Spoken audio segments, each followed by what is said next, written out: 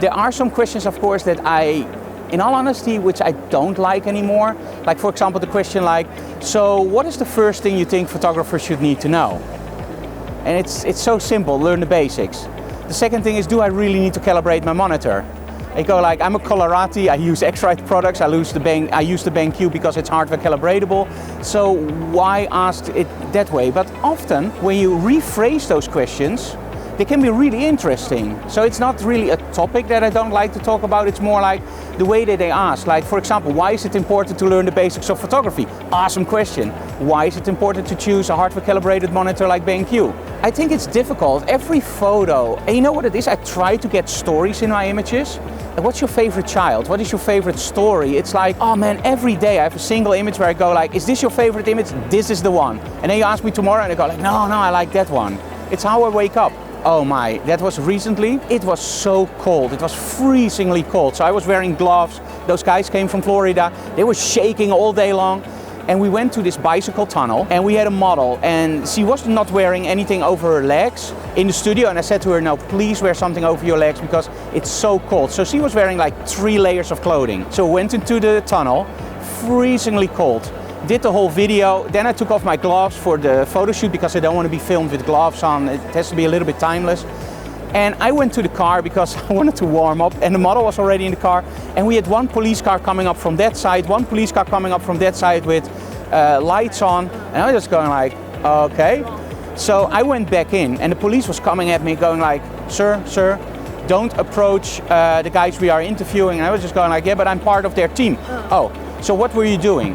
So, we were doing a photo shoot and we were filming this for an American series. Oh, where's the model? She's in the car. Can I speak to her? And I was just going like, what's going on?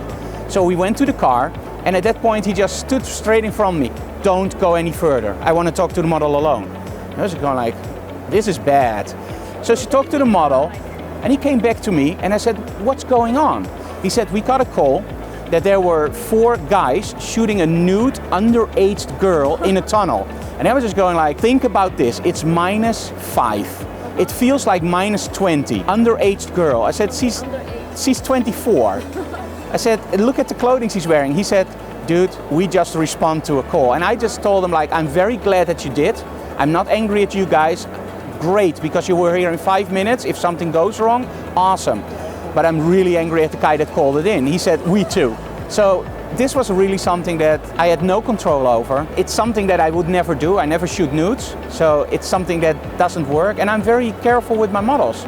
So I would never even ask a model, even if it's 2 degrees above zero, to stand there in lingerie or whatever. So that was this will stay with me for my whole life. And the cool thing is, the guys were so awesome from the police. We even took some selfies with cameras and panoramics where they were interviewing me. So that was memorable, but it was a bit weird. Yes, I never prepare. And you know why? When I teach and when I do trade shows, I want to do something different every time. So when people come in a trade show and I do 4 shows a day, I don't want them to come in at 10 o'clock and see exactly the same thing at 12 and at 2. Now when you prepare something, and let's say I'm now on stage at the Live Shoot Theater in a few hours, and I have a group in front of me that are total beginners, and I have the stuff about shadow transfers, edge transitions, using flags, people will leave. So I will start out with just sensing the group, like what do they like, be spontaneous, and then when I see that there's a lot of interest from beginners, I will start with beginners, then go to a pro tip, go to beginners, and I think that way you will never be surprised. So my habit is don't prepare, but if you want to do it, make sure you know your basics. Yes. I think it's not important in my workflow, it's important in every workflow. Because if you shoot something, you want to capture that color, right? Now, that's what comes out of your camera. If you have your camera and you shoot an image and you post it directly online, the only thing you do is you have a frozen moment in time that never comes back again, so it's very important, you put it online. But it doesn't have a soul yet. So what I like to do is play around with presets, changing the colors. Don't Instagram the heck out of a shot, but change the colors a little bit and make that mood. Now, if you don't have a color calibrated workflow, the problem is image 1 can look great with that preset, image 2 doesn't. So we calibrate the camera with the X-Rite Color Checker Passport. We calibrate the monitor on hardware calibration to have smoother transitions. Now, if your monitor doesn't have hardware calibration, you can just use software, but it will be a little bit more like harsher. So we use that soft transitions And then when we print, we use the same profile for the paper. So it's very important for people to understand that every device has its own profile. We call those ICC profiles or DCP profiling. And you connect that to your camera. Then in Photoshop, you work in a color space. That's, for example, Adobe RGB. And because you use ICC profiling on printing and on your camera, those can be connected and be calculated. So you can even create great presets on, for example, a laptop screen that isn't calibrated. And that's the cool thing. When I shoot on location, I use an okay calibrated laptop, but still I know that that preset will do exactly the same as it does at home. And if it looks a little bit wonky on my laptop, because everything is calibrated, I know exactly, don't worry about the laptop, even if it's black and white. I know that black and white will be difficult, but okay. I know that preset will give me that blue look that I want.